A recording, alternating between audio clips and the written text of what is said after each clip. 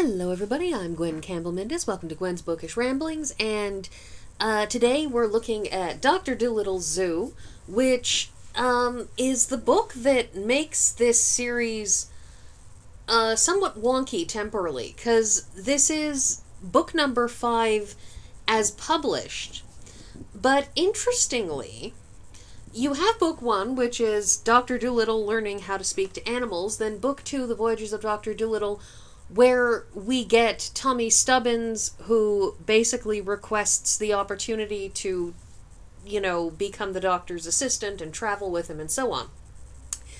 Book 3, then, Post Office, and book 4, Circus, both fit in between book 1 and 2. In particular, Dr. Dolittle's Circus, that is book 4, takes place effectively immediately after the end of book 1, because book 1, the doctor had, when he left Africa, he had brought the Push Me Pull You with him, the two-headed antelope-y thing, which he was going to show off in a circus to make money. So Dr. Dolittle's Circus tells the story of the doctor traveling in a circus to make money, because being an animal doctor who is not, soliciting animals from humans, but is just being approached by the animals themselves, it means you don't make a lot of money, which makes it hard to shop for groceries and purchase new things and, purchase medicines and stuff to take care of animals and so on and so forth. So he needs money. So that's why he goes to the circus. Dr. Dolittle's Post Office is clearly taking place after the circus, but before this book, because Dr. Dolittle's Post Office is set at an indeterminate time after the doctor had done the circus thing, but before he wound up with Tommy Stubbins. So this book 5 is it is the 5th book in terms of order of events, but the order of events has been severely disordered by the order in which Hugh Lofting chose to publish. So Dr. Dolittle's Zoo picks up where book 2 leaves off and tells us the story as narrated by Tommy Stubbins. This book 2 is ostensibly narrated by Tommy Stubbins. That is, the book 2 opens with Tommy Stubbins saying, "Now that I'm an old man, I'm going to write down my reminiscences of working with Dr. Dolittle." And book 5, Dr. Dolittle's Zoo opens with Tommy Stubbins describing the scene of him as a much older man talking to Polynesia about, because as this book implies, Polynesia is not merely a long-lived parrot, she is apparently effectively immortal, because she has outlived Dr. Dolittle, and is still hanging around with Tommy Stubbins. Anyway, so Polynesia is there advising Tommy about, his best choices on what and when he should, what he should talk about next. And on her advice and after some discussion, he agrees that he should just pick up where his story left off, in effect, which was exiting the giant sea snail and getting off at the river near where his hometown is, and the three of them returning back to the doctor's home. And so this book basically starts off by talking about the doctor's return. This cover, by the way, is one that I just picked up online because I got an e-version that didn't have a cover. Like, nobody had decided to copy the cover. They had decided to copy the internal plate in which Hugh Lofting says, written and illustrated by and published by, and it continues in his interesting stylized illustrations. I really his illustrations are very, very up and down, but at their best, at their best, they're really interesting. Like, this one is interesting, this border of mice and rats. But anyways, I decided to throw down this picture, which is just an image. It's supposed to be an illustration of the Doctor stopping to talk to a couple of ducks on his way back into town, who he has asked to nip over and tell Dab Dab, the duck, his housekeeper, that he's back and she should be ready for them to be coming back. And they sort of nip right back and tell him that, yes, she's ready and so on. But what's interesting in this image is just, I like it because, while yes, you can interpret it as Dr. Dolittle talking to the ducks, there's also a remarkably puzzled look on the Doctor's face, such that it's just also a great image of a man being perplexed by ducks. Or geese. They might be geese. But I just like it. I like this sort of this perplexity, just the perplexity on display I like. I suspect it wasn't entirely intentional on Hugh Lofting's part, but I think it's just a great image, this one.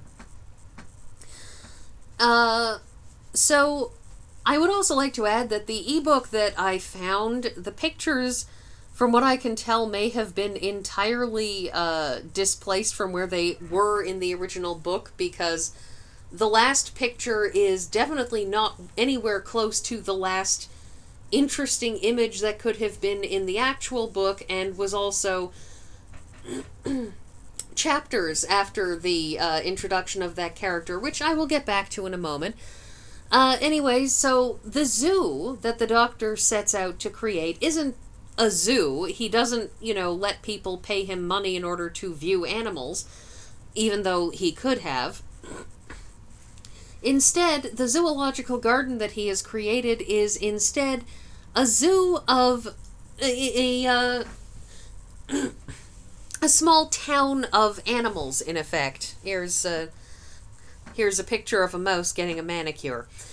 Anyways, so what happens is that the Doctor basically sets out to have a bunch of local English animals have like a building, because he has like a few acres of property, and so he says, let's just put a wall around this and have some gates and stuff, and the animals can just have like apartments and things. So there's like the mouse and rat apartments and the squirrel town hall, and Jip the dog apparently keeps on bringing around strays that he finds that they can come over for a meal. And the Doctor at one point gets yelled at by people who are saying, "You stole our dogs," because their dogs have decided they don't want to live with their humans anymore. The dogs want to live in the animal town. Personally, I think the Doctor made an error in that, because if a dog has a home, as long as it's a reasonably decent one, that dog shouldn't be living in another place. He should have instead made a home for all of those strays in London that Jip kept on bringing over, but whatever. Anyway, in the due course of events, the Doctor winds up, we wind up with a lot of incident. It's the interesting thing about this book in particular is it feels very much like a lot of incident. There's much less of sort of a plot in this, like a driving direction of events. It's kind of just a bunch of mishap circumstances, which in a very odd way makes it feel more like a real, more like a sort of a real biography, because of course lives don't follow plot lines. They don't develop along a plot line. I mean, yes, we all have a beginning, middle, and end to our lives, but there isn't usually a plot arc for most people. And so this is sort of, the Doctor makes the decision to make this zoo, and then he finds somebody had buried some gold in some land off to the side, so he's able to, find some gold to keep things going when he's running low on money. The last picture in this one, by the way, I love this picture. This is Professor Foozlebug. But it's just a series of things. The book ends with a big climax sort of thing about a missing will and stuff, but it's kind of incidental. The last picture in this one are from a middle section of the book in which a bunch of mice and rats tell interesting stories. This is an image taken from the Museum Mouse's story, in which he talks about how he and his wife had set up had set up a home in a museum, except the thing that they'd set up a home in was a bird nest that got eventually put on display, and he got stuck behind glass while his wife was out collecting some food, and Professor Foozlebug was the preparator who was, dealing with the museum mouse's stuff. It's a very exciting thing that involves him having to smash a glass case from the inside to get his children out, and the difficulty of being in a dangerous situation with very young children who don't understand what's going on and just want to see mom. It's a really odd. These mouse stories are very interesting, occasionally affecting.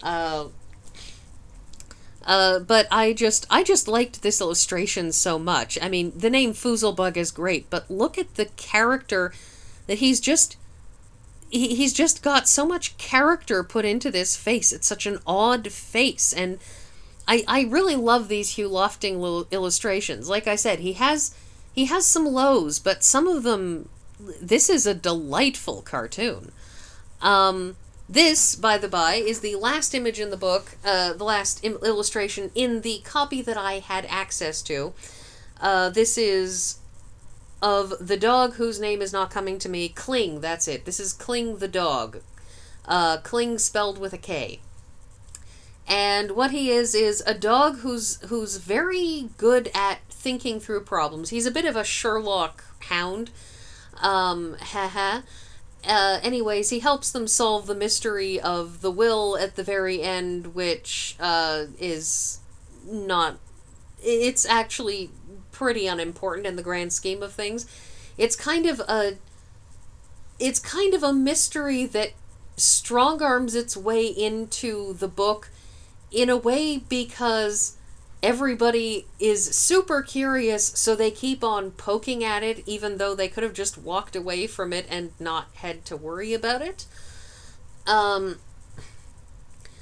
It's a weird plot development because on the one hand, everybody being stupidly curious and doing stupid risky things in order to satisfy that curiosity fits into the nature of the characters in the book, but at the same time, it's an odd and unnatural plot progression, but it is very much part of the charm of these books, the way they fit together so oddly, because Dr. Dolittle is very odd, and the people who he attracts are odd.